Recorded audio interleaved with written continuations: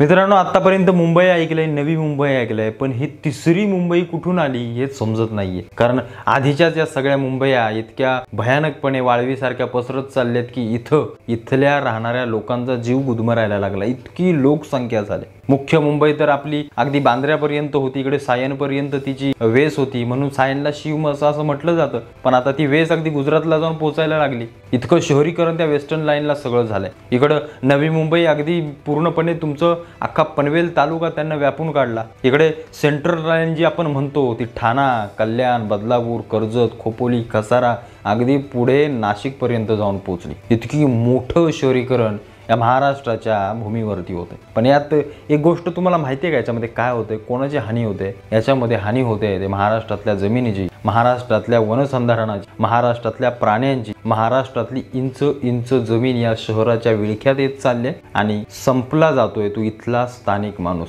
आता स्थानिक माणूस म्हणजे कोण? आपणच ना, सारे मराठी माणसं। आता मराठी माणसांचं झालंय असं की मुंबई भले आपली आहे, मुंबई आपल्याला हवीच, पण त्या मुंबईच्या एका मागच्या बाजूला अशी गोष्ट घडते जी हळूहळू महाराष्ट्राला गिळंकृत करते, आणि ती म्हणजे शहरीकरण। इतक्या प्रचंड वेगानं शहरीकरण जर कुठं वाढत असेल तर ते फक्त आणि फक्त महाराष्ट्रामध्ये इतकं भयानक शहरीकरण वाढतंय, इतकी भयानक लोकसंख्या वाढते। आणि आता त्यात भर पडली आहे तिसऱ्या मुंबईची। चला, आता इतकी शहरं काय कमी होती, त्या तिसरी मुंबई येऊन भर पडते। झालंय असं की शिवडी नावाशिवाय हा जो काही ब्रिज बनतोय, या ब्रिजमुळे असं होणार आहे की तिकडे मुंबईचं जे ठिकाण आहे, लालबाग आहे, तिकडे भायखळा, CST, छत्रपती शिवाजी महाराज टर्मिनस, आणि इकडे या बाजूला उल्वे, उरण अशी काही समतोल दोन शहरं होणार आहेत। आणि हे जे उल्वे आणि उरण हा जो सगळा पट्टा आहे, हा सगळा पट्टा म्हणजे ही तिसरी मुंबई। आता झालंय असं, इथला स्थानिक माणूस इथून या सगळ्या गोष्टी शहरीकरणामुळे भरडला गेलाय। विमानतळ बाजूला बनतंय, त्या विमानतळासाठी कित्येक गावं स्थलांतरित करण्यात आली।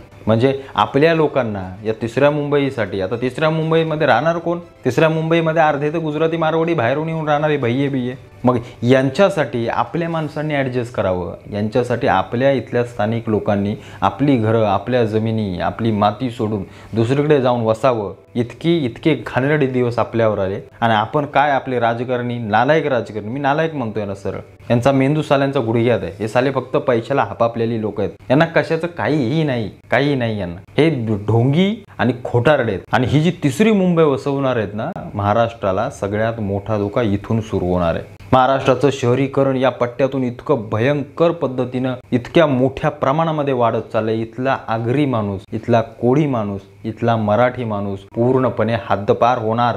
हे लिहून घ्या माझ्याकडून तुम्ही। बाहेरून जरी कित्येक लोक जरी इथं राहायला आली तरी इथला स्थानिक माणूस इथं डोकं वर ज्या प्रमाणामध्ये पाहिजे त्या चांगल्या प्रमाणामध्ये इथं डोकं वर काढू शकत नाही। ही सगळ्यात मोठी बाब आहे। ही तिसरी मुंबई ही नक्की कोणासाठी हेच मला आतापर्यंत समजलं नाही। आपण शहरीकरण, आपण ग्लोबली सगळ्या गोष्टींकडे वळत चाललोय, पण आपल्याला हे समजत नाही की आपणच आपल्या पायावरती कुऱ्हाडी मारायला लागलोय। मला असं वाटतं आपल्या प्रत्येकानं हा विचार करायला पाहिजे, सरकारनं विचार करायला पाहिजे। या महाराष्ट्रामध्ये अजून किती शहरीकरण वाढवायचंय, या महाराष्ट्रातली किती जमीन आपल्याला गिळायची हे आम्हाला समजलं नाही। या तिसऱ्या मुंबईच्या बाजूला कर्नाळा अभयारण्य माझ्याकडून लिहून घ्या, पुढच्या 10 ते 15 वर्षामध्ये अभयारण्य नष्ट केलं जाईल, जाणून बुजून केलं जाईल। कारण का? जमिनी विकत घेतल्या जातील, व्यवहार केले जातील, बाहेरून लोक इथं आणली जातील, इथली शहरं गजबजली जातील, उद्योगधंदे इथे निर्माण होतील। आता मराठी माणसाला उद्योगधंद्याची एवढी गरज नाही गरज। हे ओरडतात ना की इथल्या तरुणांना नोकऱ्या नाहीत, असं फार कमी चित्र आता पाहायला मिळतं। प्रत्येक जण आता मुंबई, पुण्यासारख्या चांगल्या शहरांमध्ये प्रत्येक जिकडे तिकडे उद्योगधंदा मिळायला लागलाय। त्याच्यामुळं आता जर महाराष्ट्रामध्ये पुन्हा अशी कुठली शहरं आम्हाला उभी करायची असतील आणि उभी होत असतील तर याच्यामध्ये महाराष्ट्राचं नुकसान हे आपल्याला बारकाईनं समजलं पाहिजे, बारकाईनं समजून घेतलं पाहिजे। मला असं वाटतं तुम्हाला समजलं असेल मला काय म्हणायचंय, की तिसरी मुंबई आता कशी होते, केवढी होते हे येणारा काळच सांगेल। पण याच्यामध्ये अधोगती आहे ती फक्त आणि फक्त आपल्या महाराष्ट्राची, एवढं मात्र नक्की लक्षात ठेवा। भेटू पुन्हा एकदा एका नवीन व्हिडिओ सोबत। तुर्तास धन्यवाद।